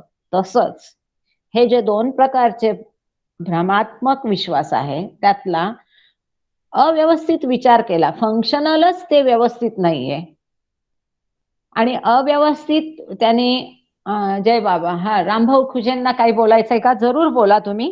मी तोपर्यंत याला डिस्कोर्सेस मधलं शोधून ठेवते शब्द. युजली मी वाचत असते त्यासोबतच, पण ह्यावेळेस झालेलं नाही. रामभाऊ खुजेंनी हात वर केलाय. रामभाऊ खुजेंना काही सांगायचंय का? प्लीज बोला.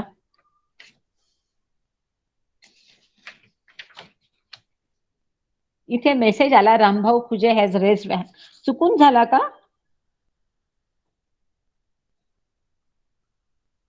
जय बाबा माया. हो हो, चुकून झाला असेल. अच्छा ठीक आहे, हरकत नाही.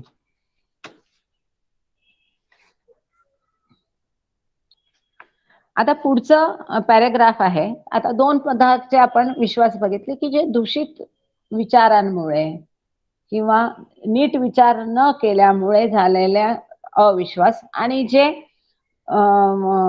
अव्यवस्थित किंवा शिथिल विचारांमुळे झालेला अविश्वास, आणि दुसरं म्हणजे दूषित विचार, जिथं बुद्धी भ्रष्ट किंवा विकृत झाल्यामुळे झालेले भ्रम.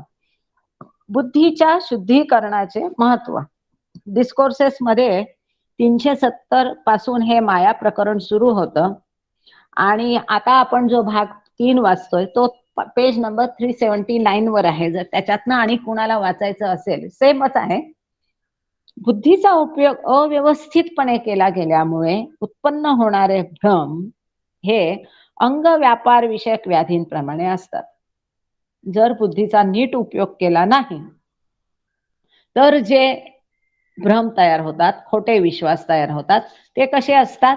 आता जसं आपण बघितलं की त्या अवयवाचं कार्य नीट न चालणं, त्याच्यातनं जे आजार उद्भवतात तसं ते असतात. पण बुद्धी भ्रष्ट आणि विकृत झाल्यामुळे उत्पन्न होणारे हे भ्रम हे अंगरचना विषयक व्याधीप्रमाणे असतात, की जे स्ट्रक्चरल दोष आहे त्या अवयवामध्ये, त्याप्रमाणे हे बुद्धी भ्रष्ट किंवा विकृत झाल्यामुळे उत्पन्न होणारे भ्रम असतात. ज्याप्रमाणे अंग व्यापार विषयक रोग अंगरचना विषयक रोगांपेक्षा अधिक सुलभतेने दुरुस्त करता येतात.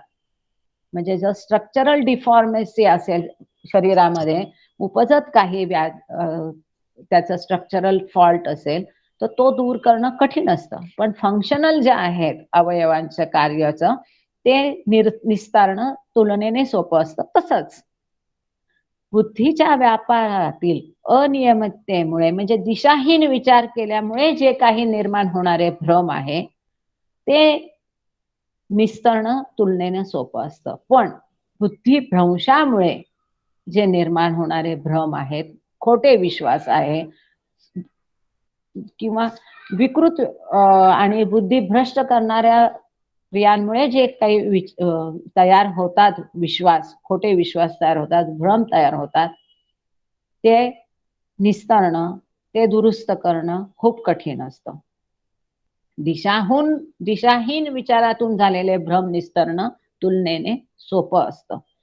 प्लीहेचे व्यापार विषयक रोग दुरुस्त होण्याकरता तिला अधिक जोम व आरोग्य प्रदान करण्याची आवश्यकता. इथे जर मी प्लीहेचं उदाहरण दिलंय, परंतु प्लीहा ही म्हणजे इंग्लिशमध्ये त्याला स्प्लीन म्हणतात, की डाव्या बाजूला उदरामध्ये जी गुहा आहे त्या गुहेमध्ये जठर आणि मोठं आतड्याच्या मध्ये जी काही गॅप आहे त्याच्यामध्ये ती छोटीशी प्लीहा असते. तिच्यावर फारसं लक्ष जात नाही. ती काढून टाकली तरी त्यांनी फारसं काही परिणाम होत नाही, पण तिचं कार्य महत्वाचं आहे, की जसं रक्त शुद्धीकरण, रक्ताभिसरण हे सगळं प्लीहेचं कार्य आहे. त्या कार्य करण्यामध्ये जर दोष आला तर तो निस्तारता येतो ती प्लीहा काढून टाकण्यामध्ये. तिला अधिक झोम व आरोग्य प्रदान करण्याची आवश्यकता आहे, परंतु प्लीहेमध्ये खडा होऊन रचनाविषयक विकार झाल्यास कित्येक वेळी शस्त्रक्रियेची आवश्यकता असते. त्याचप्रमाणे बुद्धीच्या व्यापारांमध्ये काही चूक झाल्यामुळे जे भ्रम उत्पन्न होतात त्यांचा निराश केवळ बुद्धीच्या अधिक दक्ष उपयोगाने होऊ शकतो.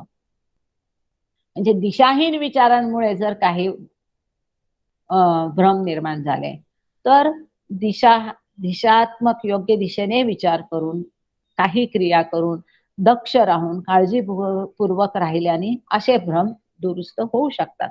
परंतु बुद्धिभ्रंशाने उत्पन्न होणाऱ्या भ्रमांकरता बुद्धी शुद्ध करण्याची आवश्यकता असते.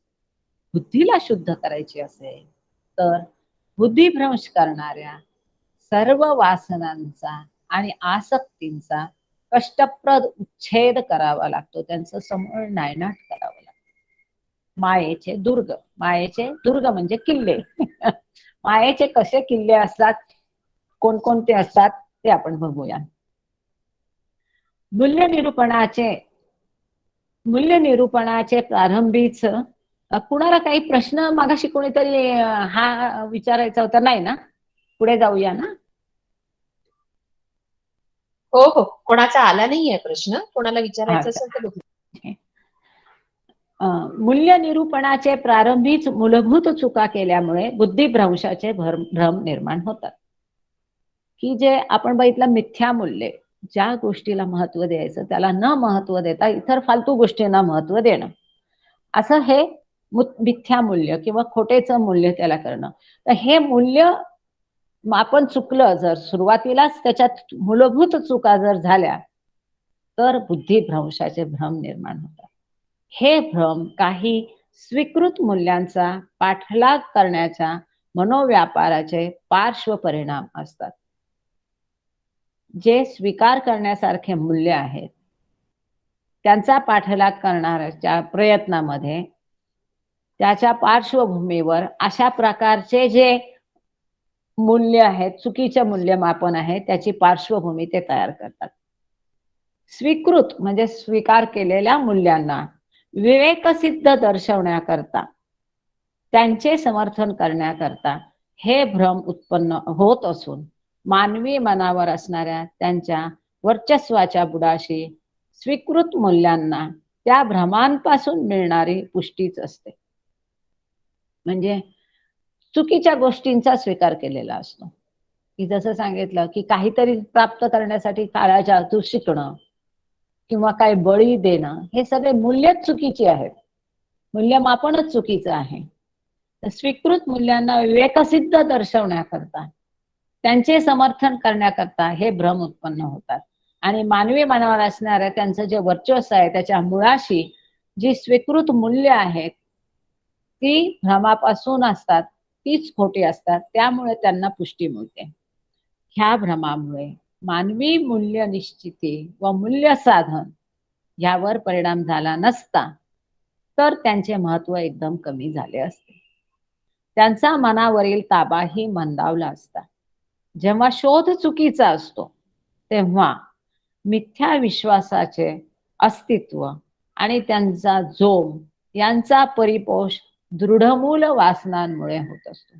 त्यांचा ज्या दृढ झालेल्या आहेत वासना अगदी घट्ट झालेल्या आहेत, चिवट झालेल्या आहेत, त्या अशा चिवट वासनांमुळे अशा खोट्या विश्वासांचं अस्तित्व होतं आणि ते अधिक जास्त बलवान होतात. मिथ्या विश्वासातील चूक केवळ बौद्धिक स्वरूपाची असेल तर ती लवकर दुरुस्त होऊ शकते. जर बौद्धिक स्वरूपाची ही चूक असेल, दूषित बुद्धीची नव्हे, भ्रष्ट बुद्धीची नाही, विकृत बुद्धीची नव्हे, पण दूषित विश्वासातली चूक ही बौद्धिक स्वरूपाची असेल तर ती लवकर चूक दुरुस्त होते. परंतु खोट्या शोधामुळे पुष्ट होणारे भ्रम म्हणजे मायेचे दुर्ग होत. काही का असेना असं जे खोटे भ्रम आहेत, खोटे विश्वास आहे आणि त्यामुळे जे मायेचे किल्ले होतात ते भक्कम होतात, बडबक्कम किल्ले होतात ते मायेचे तयार. त्यात केवळ बौद्धिक चुकीहून दुसरे काहीतरी जास्त असते. ते केवळ बुद्धिनिष्ठ विवेचनाचा प्रत्याघात झाल्याने त्यांना मोठासा धक्काही बसत नाही. असे जे मायेचे मजबूत किल्ले असतात त्यांना कितीही तुम्ही विवेकशील प्रवचन आवचन कितीही सांगा, त्याचा कितीही आघात त्याच्यावर करा, त्याच्यावर काही परिणाम होत नाही. अंतःशुद्धीने दृष्टी शुद्ध होते. तर मग हे कसं होईल? ही जी भ्रष्ट बुद्धी आहे, विकृत बुद्धी आहे, ती शुद्ध झाली पाहिजे. ती शुद्ध झाल्याशिवाय हे असे मायेचे मजबूत किल्ले हलणार नाही. मग ते कसं करायचं? बुद्धिभ्रंश करणाऱ्या वासनांना आणि आसक्तींना छाटून टाकणे हे मुख्यतः बुद्धिवादाचे कार्य नाही. त्याकरता सम्यक यत्न व सम्यक आचार यांची आवश्यकता आहे. ही आसक्ती आहे, वासना आहे, त्या फार बेकार आहे. त्याने बुद्धी भ्रष्ट होते. पण त्या भ्रष्ट बुद्धीला छाटून टाकणं, नष्ट करणं हे बुद्धिवादाचं कार्य नाही. तिथे सतत प्रयत्न, सम्यक आचार, साधक विधक केलेले आचार विचार यांची आवश्यकता आहे. आराम खुर्चीतील केवळ विचारधारेने नव्हे तर उत्तम कार्यांच्या द्वाराच आध्यात्मिक सत्य दृष्टी पसरत आहे. नुसतं आध्यात्मिक आराम खुर्चीत बसून मी हे करेल, मी ते करेल अशा पद्धतीने विचार करून काही होत नाही. तर प्रत्यक्ष तिथे जाऊन ज्यांना जरुरी आहे त्यांच्यासाठी निस्वार्थ कार्य करणं, उत्तम कार्य करणं, ह्या उत्तम कार्याद्वारे निस्वार्थ सेवेद्वारे आध्यात्मिक जे सत्य आहे ते थोडेफार दृष्टीपथास येऊ शकतात. प्रामाणिक कृती ही आध्यात्मिक भ्रमांच्या निरासाची पूर्वतयारी आहे. 1 मिनिट वरून मिलिटरीचं विमान चाललंय, तेवढं जाऊ दे. मला माहित नाही तुम्हाला त्याचा डिस्टर्बन्स येतोय की नाही आवाजाचा. येत नसेल तर आपण पुढे जाऊया. नाही, अजिबात डिस्टर्बन्स नाहीये. ग्रेट, छान. हे आम्ही मिलिटरीच्या कॅम्पच्या फार जवळ आहे कॅन्टोन्मेंटच्या, त्यामुळे दिवसभर दुपारभर बंबार्डिंग चाललेलं असतं. आता हेलिकॉप्टर चालले. अच्छा, 6:57 झाले. ठीक आहे. आध्यात्मिक सत्य जर जाणून घ्यायचे असेल तर तिथे प्रामाणिक कृती पाहिजे आणि त्या प्रामाणिक कृतीद्वारे हे जे चुकीचे भ्रम आहे, खोटे विश्वास आहे, ते नष्ट होण्याची ती पूर्वतयारी आहे. निस्वार्थ सेवा का करायला पाहिजे? तर हे असे चुकीचे विश्वास, भ्रम, मूल्यमापन आहे ते नष्ट करण्याची ती पूर्वतयारी आहे. आध्यात्मिक सत्य दृष्टीपथात येण्याकरता विचार प्रबल आणि तीव्र पाहिजे. इतकेच नव्हे तर ते विचार विमल आणि शुद्ध पाहिजे. एकदम निर्मळ विचार पाहिजे. शुद्ध विचार हा पवित्र आणि प्रशांत मनातच उद्भवतो. जे मन पवित्र आहे, शांत प्रशांत मन आहे, अशा मनातच शुद्ध विचार उपजतो आणि त्या शुद्ध विचारांद्वारेच ती कृती केली जाऊ शकते. आणि अशा कृतीद्वारे हे भ्रमाचे विश्वास, मिथ्या विश्वास नष्ट होऊ शकतात आणि आध्यात्मिक प्रगतावर प्रगती होऊन अंतिम सत्य प्राप्त करण्याच्या मार्गात काहीतरी आपली प्रगती होऊ शकते. मला वाटतं आपण इथे थांबूया. पान नंबर 297 वर आपण आहोत केतकी, आणि 297 वर इथे थांबलोय आपण. हो हो, जय बाबा. मेहेर बंगाले, तुम्ही हात वर केलेला आहे. काही बोलायचंय का मेहेर बंगाले, की चुकून झालेला? त्यांनी खाली केला, डोर डाऊन केला. जय बाबा. डोंगरे काका आहेत ना इथे? डोंगरे काका? हो आहे. ठीक आहे. थँक्यू बाबा, थँक्यू ऑल, थँक्यू केतकी. बिना तयारीचं आय होप की कॉम्प्लिकेटेड नव्हतं, सगळ्यांना समजलं असेल. तर आपण प्रार्थनासाठी पुढे जाऊया. अवतार मेहर बाबान की जय. अवतार मेहर बाबान की जय. अवतार मेहर बाबान की. थँक्यू बाबा. जय बाबा. आवाज येतोय? हो हो, स्पष्ट येतोय. सुरू करूया प्रार्थना. तुम्ही तिन्ही प्रार्थना म्हणाल, परवर्तिकार, पश्चाताप आणि प्रियतम मेहर प्रभूची, आणि मग नंतर केतकी आरती म्हणायला जमेल ना? आवाज व्यवस्थित आहे? हो हो, अगदी ठीक आहे, ठीक आहे. जय जय बाबा. अवतार अवतार मेहर बाबा की जय. O Parvardigar, the preserver and protector of all, you are without beginning and without end, non-dual, beyond comparison, and none can measure you. You are without color, without expression, without form, and without attributes. You are unlimited and unfathomable, beyond imagination and conception, eternal and imperishable. You are indivisible, and none can see you but with eyes divine. You always were, you always are, and you always will be. You are everywhere, you are in everything, and you are also beyond everywhere and beyond everything. You are in the firmament and in the depths. You are manifest and unmanifest, on all planes and beyond all planes. You are in the three worlds and also beyond the three worlds. You are imperceptible and independent. You are the Creator, the Lord of Lords, the knower of all minds and hearts. You are omnipotent and omnipresent. You are knowledge infinite, power infinite, and bliss infinite. You are the ocean of knowledge, all knowing, infinitely knowing, the knower of the past, the present, and the future. And you are knowledge itself. You are all merciful and eternally benevolent. You are the soul of souls, the one with infinite attributes. You are the Trinity of truth, knowledge, and bliss. You are the source of truth, the ocean of love. You are the ancient one, the highest of the high. You are Prabhu and Parmeshwar. You are the beyond God and the beyond God also. You are Parabrahma, Allah, Ilahi, Yazdan, Ahurmaz, and God the Beloved. Your name is the only one worthy of worship. Prayer of repentance.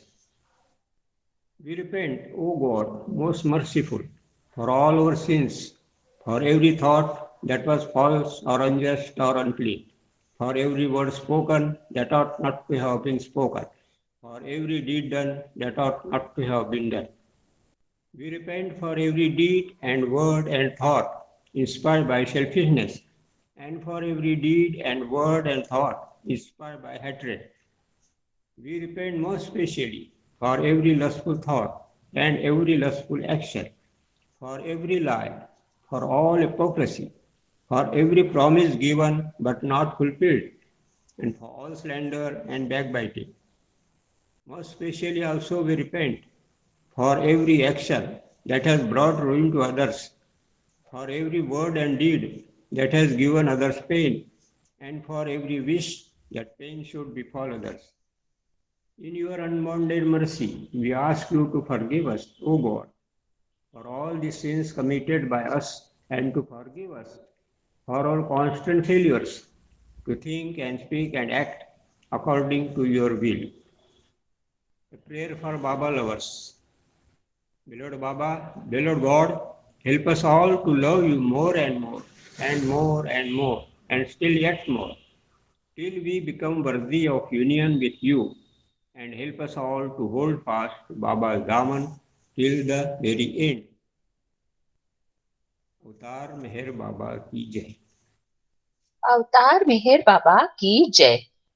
18 पुराणे शास्त्रे साही, वेद ही थकले चार. तुझा थांगना कुणा लागला, महिमा देवा अपार. दीन दयाळा परम कृपाळा, दीन दयाळा परम कृपाळा, हृदय मंदिरिया. मिहिर प्रभु आरती जाया, मिहिर प्रभु आरती घ्याया. अश्रु जलाने धुतले हे मन अनुतापाचे वरती आसन प्रीती भक्तीचे हे आवाहन प्रीती भक्तीचे हे आवाहन बसात यावर या मिहिर प्रभू आरती घ्याया मिहिर प्रभू आरती घ्याया रोम रोम हा शरीरामथला धूप दीप हो ऊन उजळला अवघे जीवन नैवेद्याला अवघे जीवन नैवेद्याला अर्पण ही काया मिहिर प्रभू आरती घ्याया मिहिर प्रभू आरती घ्याया काय मागू मी कुठला हे तू मागितल्या बिन सर्व दिले तू एक मागतो तरी परंतु एक मागतो तरी परंतु तुझी कृपा छाया मिहिर प्रभू आरती घ्याया मिहिर प्रभू आरती घ्याया शब्द पांगळे अपुरे पडती मुक्या भावना ओठी अडती कशी गाऊ मी तुझी आरती कशी गाऊ मी तुझी आरती तूच येई गावया मिहिर प्रभू आरती घ्याया मिहिर प्रभू आरती घ्याया दीन दयाळा परम कृपाळा दीन दयाळा परम कृपाळा हृदय मंदिरिया मिहिर प्रभू आरती घ्याया मिहिर प्रभू आरती घ्याया मिहिर प्रभू आरती घ्याया अवतार मेहर बाबा की जय अवतार मेहर बाबा की जय अवतार मेहर बाबा की जय जय बाबा सर्वांना